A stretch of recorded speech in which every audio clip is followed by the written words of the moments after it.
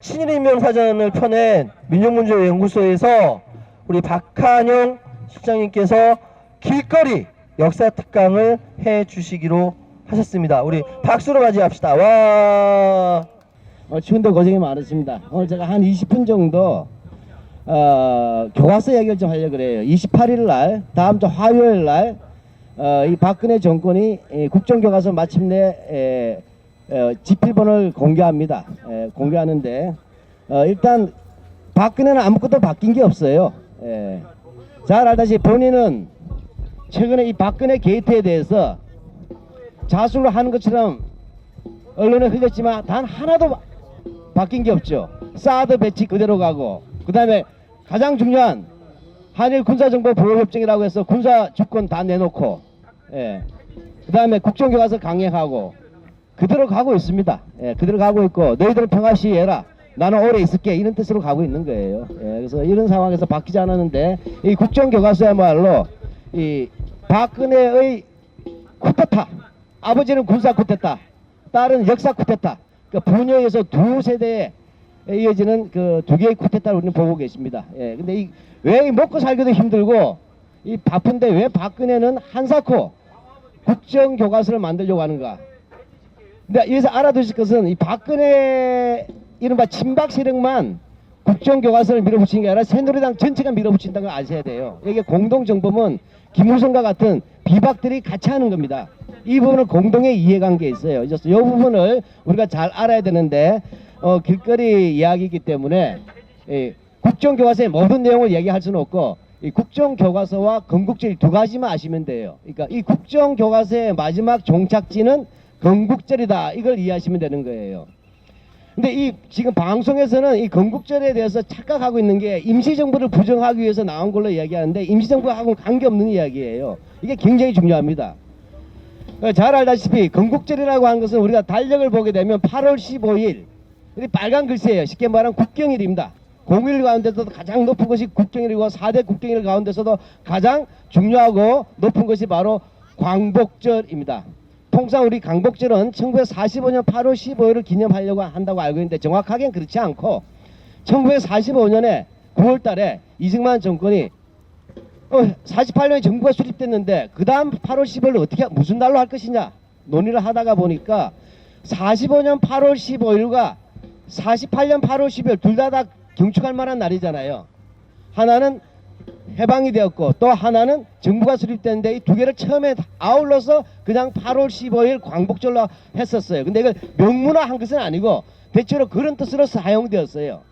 그러다가 6.25가 거치면서 정부 행사를 하는데 45년 8월 15일하고 48년 8월 15일은 성격이 다르잖아요. 그러니까 두 사람의 생일을 한 사람 생일로 만들 수가 없단 말이에요. 그래서 자연스럽게 뭐냐면 광복절은 1945년 8월 15일, 즉 51년도부터는 1945년 8월 15일이 광복절로, 그 다음에 1948년 8월 15일은 정부 수립일로 해서 3년 터울로 보통 통상적으로 해와서 지금까지 이어져 온 거예요. 그렇게 함으로써 결과적으로 뭐냐면 한국 사회에서는 45년 8월 15일이 광복절, 그 다음에 여기에 3년을 더하기 3을 해서 정부 수립, 예를 들면 광복절 70주년이 되면 그 다음에 정부 수립 67주년, 이 식으로 항상 따라갔었어요. 그렇게 해서 결과적으로 광복절은 45년 8월 15일로 되어진 셈입니다. 60년 이상. 근데 이들이 느닷없이 건국절을 제정했는데, 그 핵심이 뭐냐, 건국절을 제정하자고 하는 것은 2003년도에 시작돼, 노무현 정부 때. 그러니까 우리가 흔히 건국절 이야기하면 2008년도나 또는 올해를 이야기하는데 그렇지 않고 2003년도에 한나라당 때 이미 건국절 법안을 제출합니다. 그 법안 제출의 핵심 내용은 뭐냐, 1945년 8월 15일을 기준으로 하는 광복절을 없애고 1948년 8월 15일을 새로 건국절로 지정한다. 이게 핵심이에요. 즉 광복절을 없앤다. 45년 8월 15일을 없애고 48년 8월 15일을 건국절로 격상시킨다. 정부 수립일을, 이렇게 되는 얘기예요. 그 이유가 굉장히 중요해요. 이 이유의 핵심은 이거 방송에 나오질 않아요. 이 이론을 제공한 사람은 뉴라이트의 이영훈이라는 서울대 교수예요. 이 사람의 주장은 이겁니다. 1945년 8월 15일 광복절은 광복절로 불러서는 안 된다는 얘기예요. 왜? 빛광자 회복할 복자인데 우리는 다시 우리 힘으로 나라를 회복한 것이 아니다. 즉 일제 35년 동안 독립운동을 했지만 1945년 8월 15일은 우리 독립운동을 통해서 독립된 것이 아니고 연합국 특히 미국의 선물이다. 이걸 주장하려는 거예요. 제가 비유를 하면 이런 겁니다. 소가 있어. 소가 있는데 이 소가 조선인입니다. 식민지 조선이야. 이 식민지 조선이 여기 고삐가 묶여있어요. 이게 일제 식민지예요. 일제 고삐 속에 소가 있는데 소가 몸부림을 쳤어요. 이게 독립운동이란 거예요. 몸부림 아무리 쳐도 고삐가 안 풀려났는데 태평양을 건너서 미국 아저씨 가서 아이고 얘가 고삐가 묶여있네 해서 풀어준 날이다 이거예요. 따라서 45년 8월 15일은 독립운동하고 아무 관계가 없고 독립운동이 달성한 것이 아니다. 미국의 선물이다 이거예요.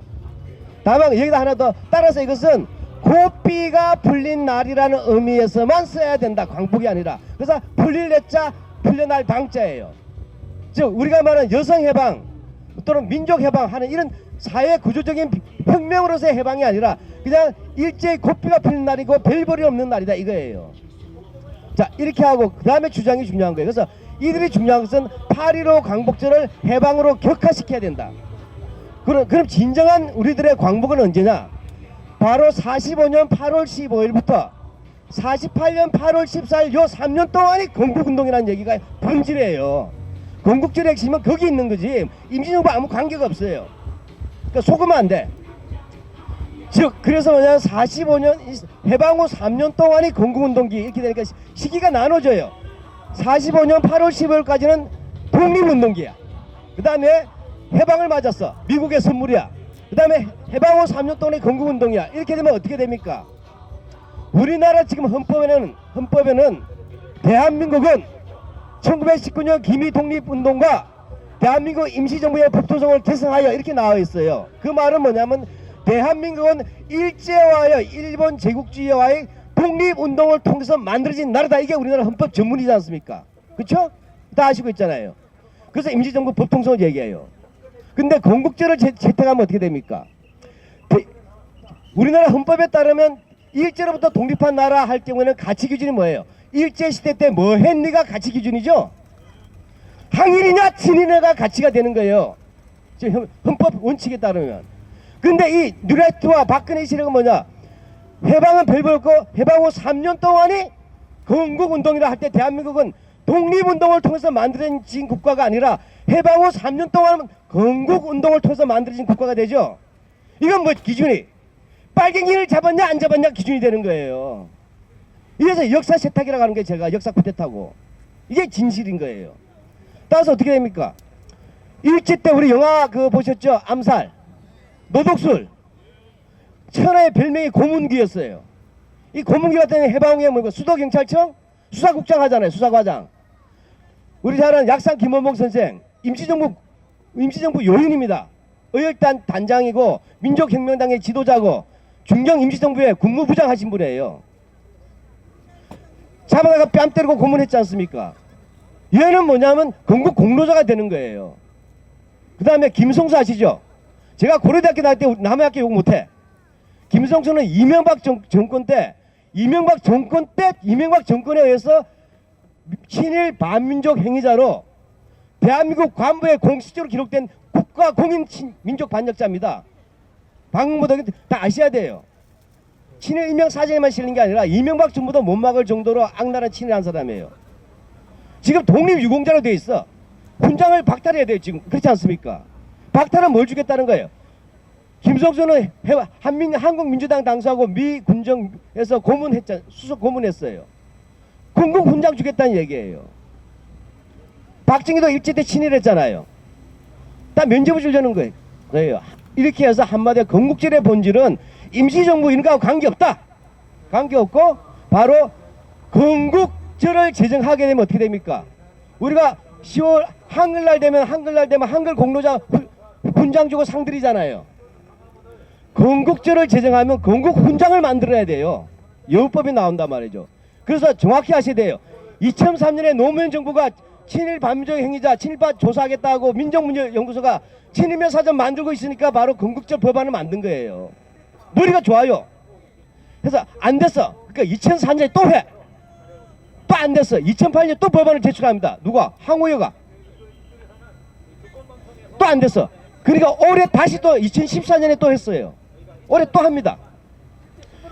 4번을 법안 제출할 정도면 뭐가 음모가 있는 거 아니겠어요? 근데 이걸 우리가 막았단 말이에요. 말도 안 되니까.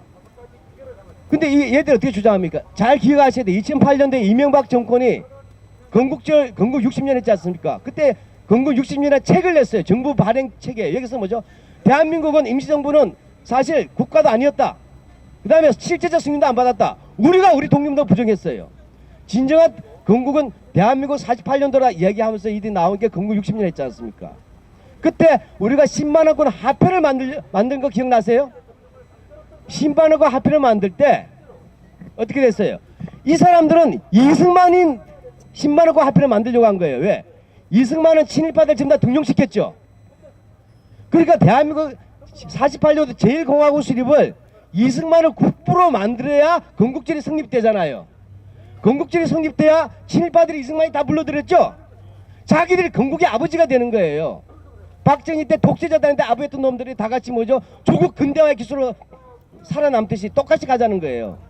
이 과정 때문에 건국절을 만들었어요.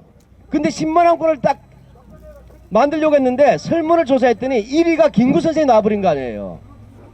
그때 어떻게 됩니까? 1위의 심의위원이 누구냐면 이때 심의위원장 중에 한 명이 지금 KBS 이사장 이인호입니다. 이 이인호 작자가 뭐라고 했어요? 백범 김구 선생은 독립운동의 공로는 많지만 대한민국 건국에는 하등 공로가 없기 때문에 대한민국 최고 앞엔 적합지 않다서 기각을 시켰어요. 이 건국절에 따르면 어떻게 됩니까? 친일파는 건국 공로자가 되죠. 대한민국 임시정부 수석이에요. 김구 선생은 임시정부 주석입니다. 이분은 뭐죠? 건국절이 제정되면 반국가 사범이 되는 거예요. 이 놀라운 역사 채택이 바로 건국절이에요. 그래서 결국 10만원권에 이승만이 안 되니까 김구 선생을 잘라버린 이인호의 할아버지가 뭐 하던 사람입니까? 일제 때 친일파 아니에요. 근데 이 건국절에 밀어붙이는 김무성은 뭐 하던 사람이에요? 지금 아버지가 친일파 아니에요. 김종주. 박근혜 지금 아버지 친일파 아니에요. 이거는 새누리당 전체가 하는 역사 쿠데타예요. 그래서 이들이 뭐냐면 2008년도에 이 건국절 법안을 낼 때 동시에 황우여가 제출한 법안이 있어요. 이 법안 이름이 뭐냐면 대한민국 건국 공로자에 대한 예우법입니다. 이걸 아셔야 돼요. 이 바로 건국절을 만드는 이유는 건국 훈장법을 만들기 위해서예요. 그러니까 한글날 한글 공로자 주듯이 건국절을 만들면 건국 훈장을 줘야 되잖아요. 그래서 2008년도에 이걸 만들었어요. 근데 이게 계속 2014년까지 우리 민족문제연구소나 역사학자들이 막았단 말이죠. 독립운동가 후손이 막았어요. 그래서 어떻게 하겠어요? 교과서에다 문제 싣겠다는 거예요. 그래서 뭐냐, 지금까지 교과서는 대한민국 정부 수립으로 되어 있잖아요.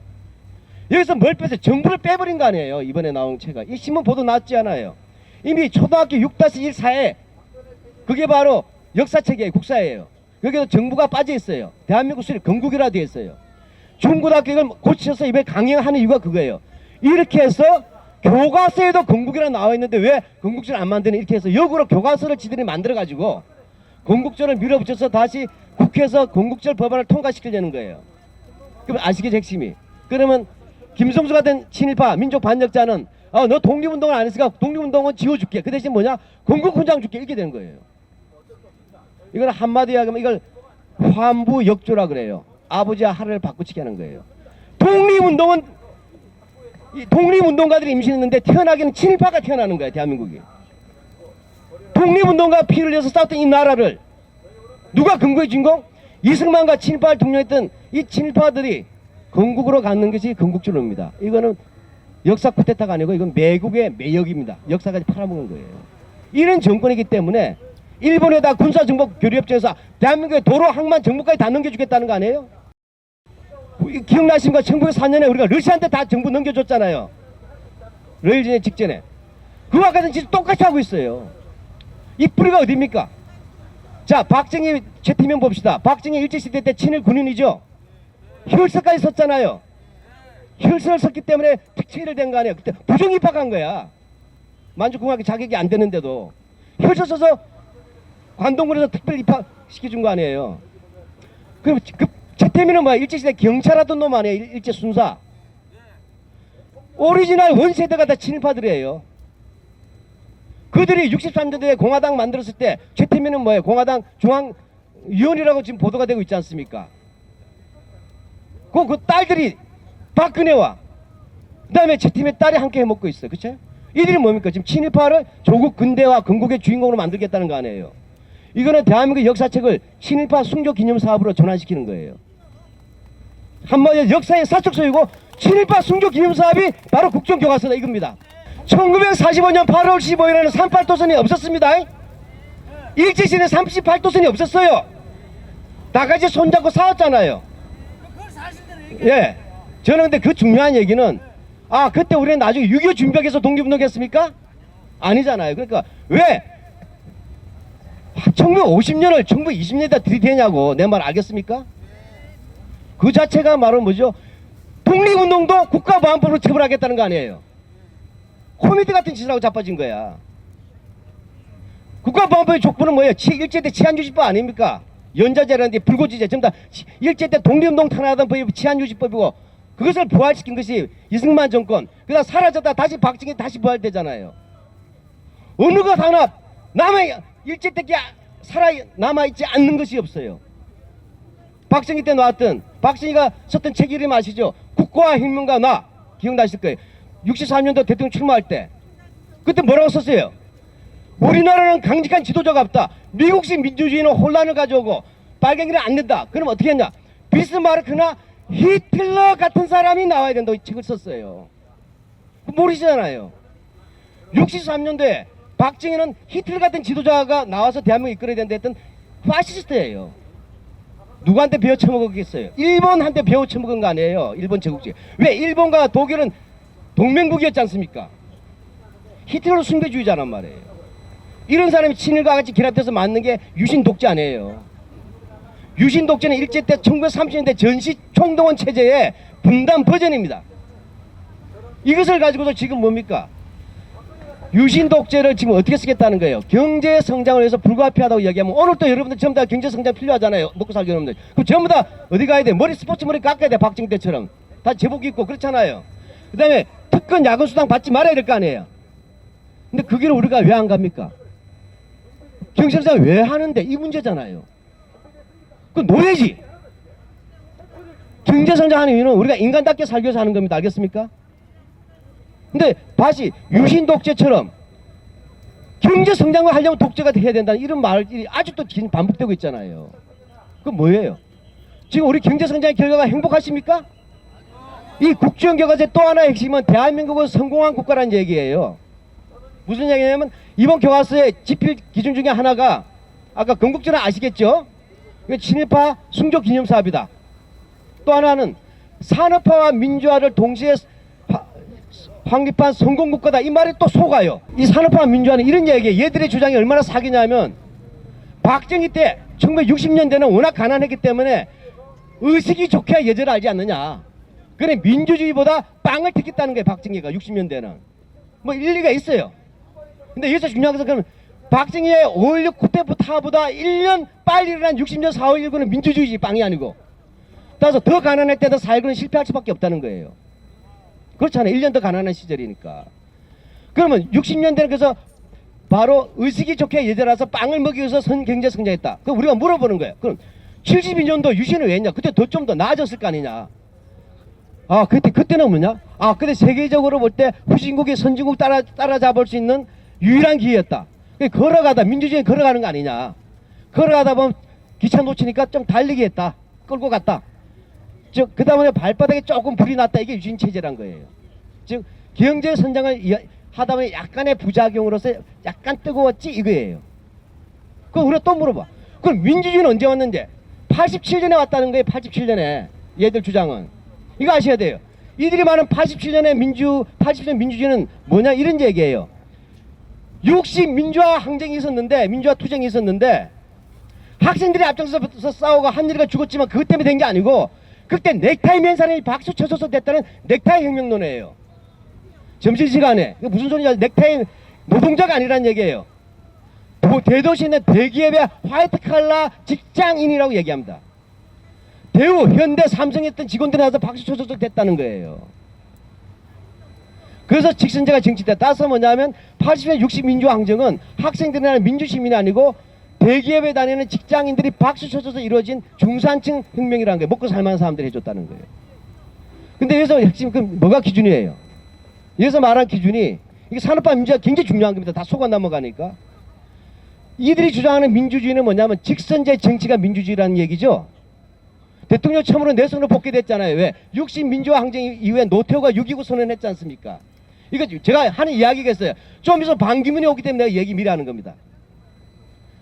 그럼 6.29 선언에서 직선제 정치됨으로써 자유민주주의가 제도화됐다 해서 민주화가 완성됐다고 얘기하는 거예요. 이거 개사기입니다. 지금 지난번 대통령 선거에 대해서 의혹이 많죠? 직선제가 민주주의 아니라는 거 아셔야 돼요. 아, 미국 직선제 아니잖아요. 이해가세요? 간접 선거도 있잖아요. 우리나라에서 최초로 직선제는 언제 됐습니까? 이승만이 한 거예요. 부산에서 쿠데타 이렇게 해가지고 부산 정치파동 알겠습니까? 국회에서 자기가 인기가 50년에 6.25 전쟁 직전에 국회의원 선거가 있었어요. 야당이 3분지가 됐어요. 자기가 대통령이 될 수가 없어. 그래서 부산에서 깡패들 동원해가지고 헌법을 고친 게 부산 정치파동 발췌위원 아닙니까? 그래서 직선제 시작된 거예요. 왜? 직선제야지 공무원들 돌려가지고 부정선거하기 쉽잖아요. 대통령이니까. 따라서 반드시 직선제가 민주주의를 보장하지 않는다는 얘기예요. 저는 더 핵심은 뭐냐? 민주주의는 그런 거 아니에요. 여기 민주국가로 하는데 제가 서울역 가서 물어볼까요? 노숙자들한테?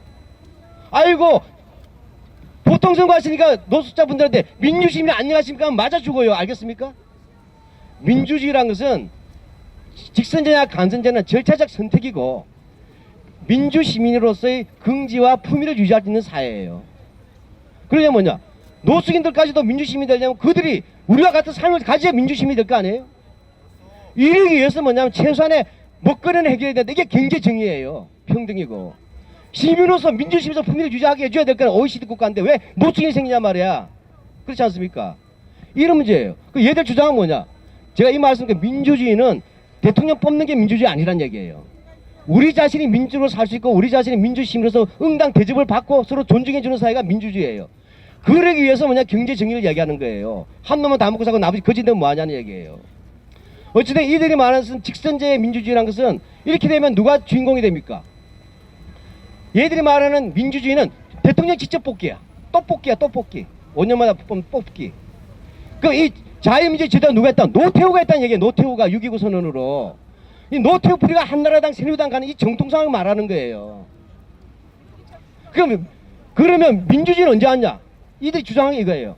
아까 지금 내가 했던 내용이 바로 그 교과서 내용이에요. 이 보면 민주화는 어떻게 달성됐다? 결국 산업화를 통해서 달성됐다는 얘기죠. 중산층이 만들어짐으로써. 그 산업화는 누가 했어요? 독재자 박정희, 재벌. 이들이 산업화의 주인공이고 이들이 바로 오늘날 한국의 민주화를 위한 산업적 기초를 만들었다 해서 결과적으로 산업화 세력에 의해서 민주화 기회에 닦겠다는 얘기예요. 조선일보에서 나왔죠. 5년 전에 보도가 나왔지 않습니까? 그래서 이 뉴라이트 학자한테 그러면 민주화 운동한 사람은 뭡니까 했더니 민주화 운동한 사람들은 그 당시에 경제를 선진화시키기 위해서 열심히 일을 해야 되는데 데모하는 바람에 공장이 문을 닫고 하는 바람에 비용이 증대되는 바람에 산업화가 더지는 바람에 결과적으로 민주화가 더뎌졌다. 그래서 민주화 세력은 민주화의 걸림돌이라고 얘기했지 않습니까? 이게 조선일보에 한면으로 나온 기사예요. 그래서 그 산업화 민주화라는 말을 균형 있게 서술한다고 할 때 숨어있는 내용은 바로 오늘날 한국의 민주화는 독재자와 재벌이 만들어준 산업화의 기반 때문에 가능했다면서 독재자가 민주주의 기반을 닦아줬다는 기괴한 논리가 바로 산업화 민주화론이에요. 이런 것도 하나씩으로 따져보셔야 됩니다. 제가 말이 길었지만 제가 건국주의라는 것은 핵심이 대한민국은 일제로부터 독립한 나라가 아니라 해방 후 3년 동안의 건국운동을 통해서 만들어진 나라 이렇게 되는 거죠. 그래서 이 교과서는 헌법 파괴범이에요. 왜? 지금 우리나라 헌법은 3.1 독립운동과 임시정부로부터 나왔다고 했는데 그러면 가치가 항일이냐 친일이냐인데 해방 후 3년 동안 하면 독립운동 안 해도 좋다. 빨갱이만 때려잡으면 건국 공로자다 하는 친일파 순교기념 사업이고 건국절 훈장 주려는 사업이라는 거 아시면 되겠어요. 두 번째로 아까 빨리 나오는데 이 교과서가 나오게 되면 수능 필수입니다. 그죠? 그 다음에 국가고시에 나와요. 전 국민의 국정화입니다. 그리고 마지막으로 장기 집권 프로젝트예요. 이거 아시고 알아주면 좋겠다. 너무 고맙습니다.